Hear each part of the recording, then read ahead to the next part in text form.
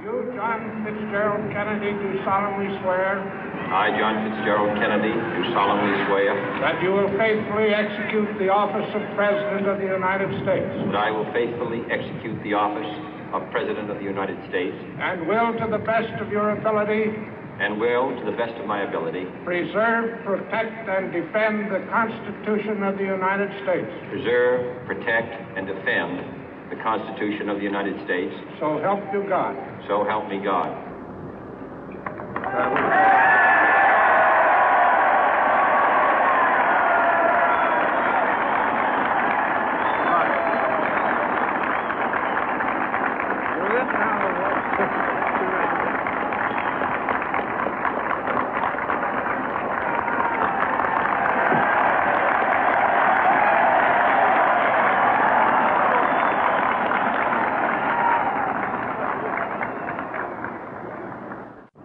Vice President Johnson, Mr. Speaker, Mr. Chief Justice, President Eisenhower, Vice President Nixon, President Truman, Reverend clergy, fellow citizens.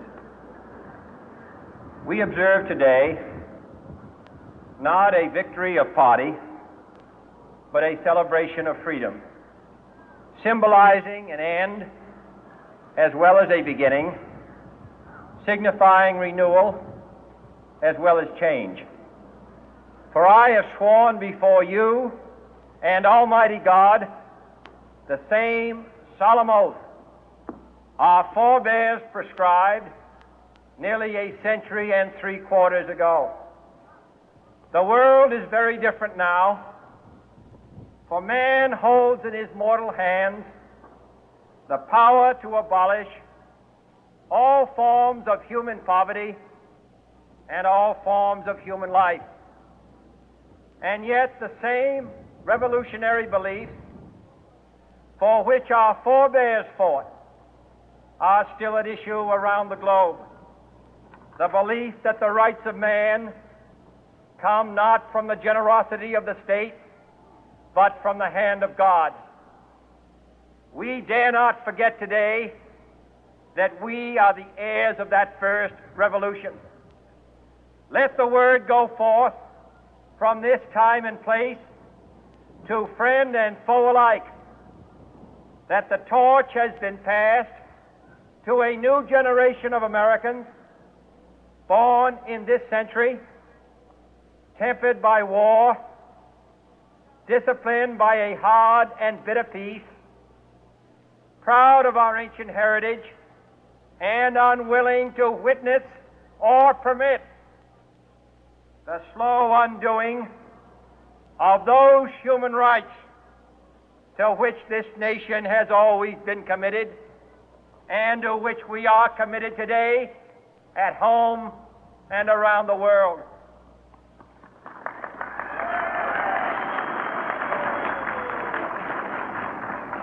Let every nation know, whether it wishes us well or ill, that we shall pay any price, bear any burden, meet any hardship, support any friend, oppose any foe to assure the survival and the success of liberty.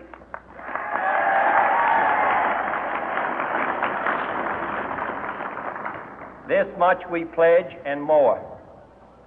To those old allies whose cultural and spiritual origins we share, we pledge the loyalty of faithful friends.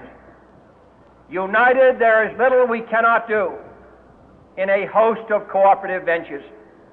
Divided, there is little we can do, for we dare not meet a powerful challenge at odds and split asunder. To those new states whom we welcome to the ranks of the free, we pledge our word that one form of colonial control shall not have passed away, merely to be replaced by a far more iron tyranny. We shall not always expect to find them supporting our view, but we shall always hope to find them strongly supporting their own freedom, and to remember that in the past, those who foolishly sought power by riding the back of the tiger ended up inside.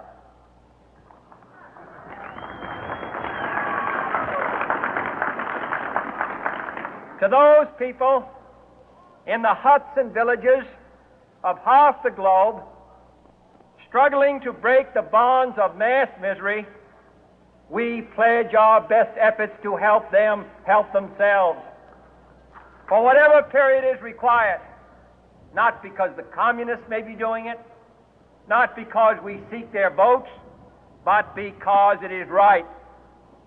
If a free society cannot help the many who are poor, it cannot save the few who are rich.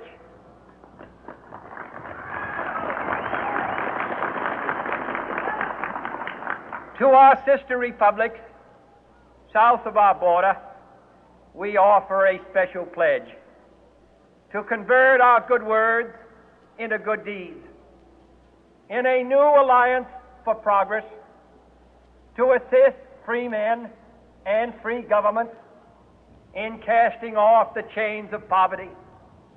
But this peaceful revolution of hope cannot become the prey of hostile powers.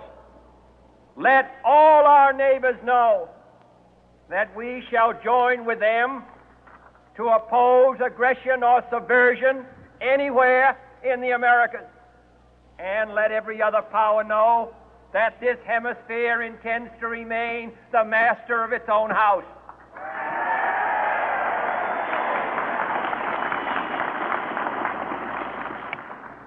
To that World Assembly of Sovereign States, the United Nations, our last best hope, in an age where the instruments of war have far outpaced the instruments of peace, we renew our pledge of support to prevent it from becoming merely a forum for invective, to strengthen its shield of the new and the weak, and to enlarge the area in which its writ may run.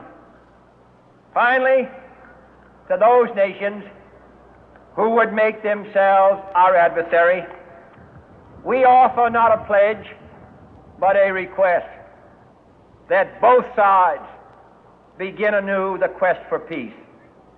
Before the dark powers of destruction, unleashed by science, engulf all humanity in planned or accidental self-destruction, we dare not tempt them with weakness, for only when our arms are sufficient beyond doubt can we be certain beyond doubt that they will never be employed.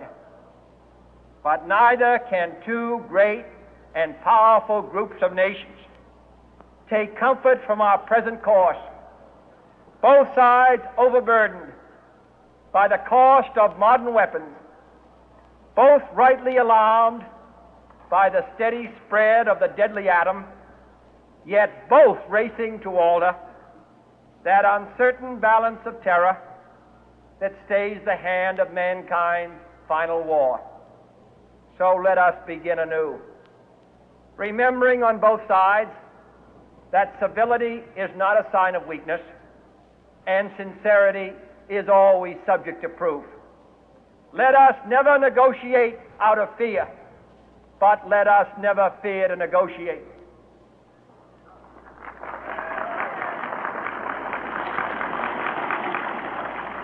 Let both sides explore what problems unite us, instead of belaboring those problems which divide us.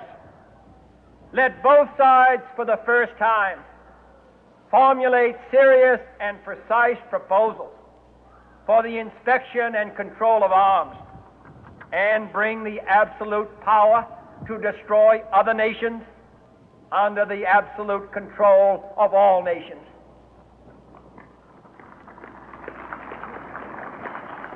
Let both sides seek to invoke the wonders of science instead of its terrors. Together, let us explore the stars, conquer the deserts, eradicate disease, tap the ocean depth, and encourage the arts and commerce. Let both sides unite to heed in all corners of the earth the command of Isaiah to undo the heavy burden and let the oppressed go free. And if a beachhead of cooperation may push back the jungle of suspicion, let both sides join in creating a new endeavor, not a new balance of power, but a new world of law, where the strong are just and the weak secure and the peace preserved. All this will not be finished in the first 100 days, nor will it be finished in the first 1,000 days, nor in the life of this administration, nor even perhaps in our lifetime on this planet. But let us begin.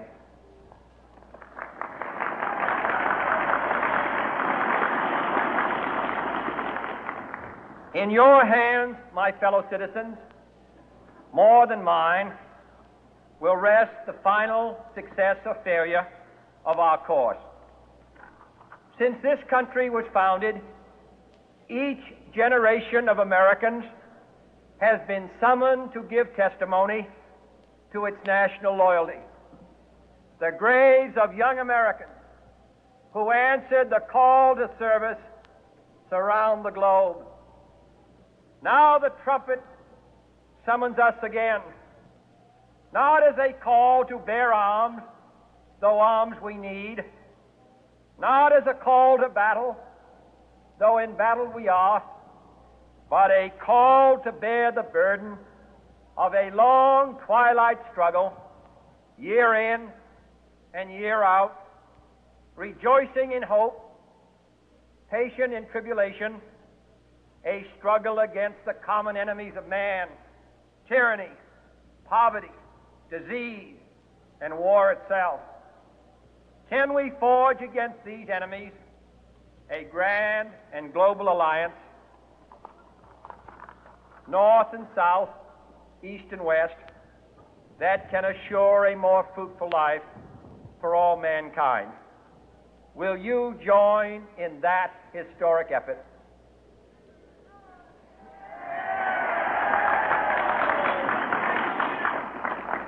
In the long history of the world, only a few generations have been granted the role of defending freedom in its hour of maximum danger.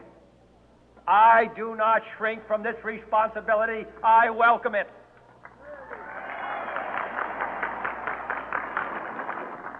I do not believe that any of us would exchange places with any other people or any other generation.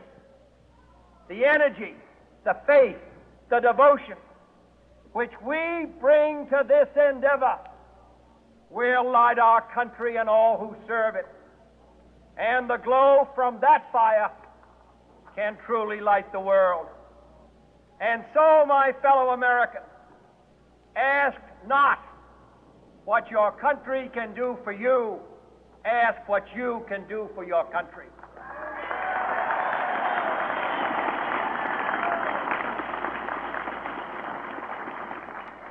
My fellow citizens of the world, ask not what America will do for you, but what together we can do for the freedom of man.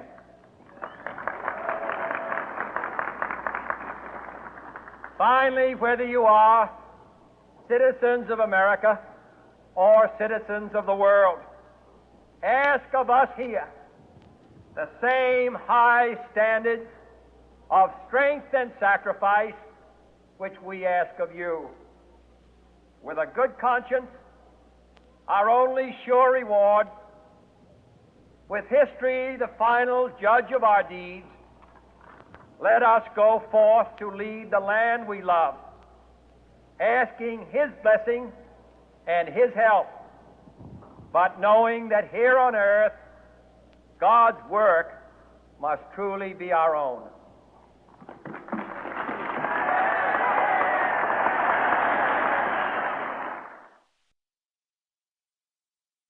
they don't know. I like that. I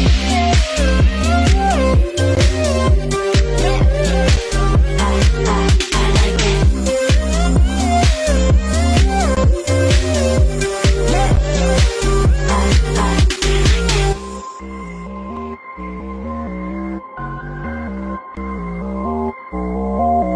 I like that.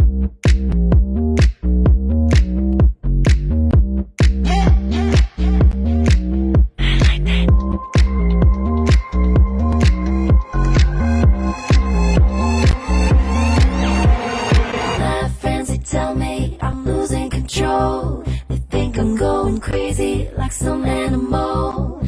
My friends, they tell me I'm losing control, but I got a secret they don't know. I like that.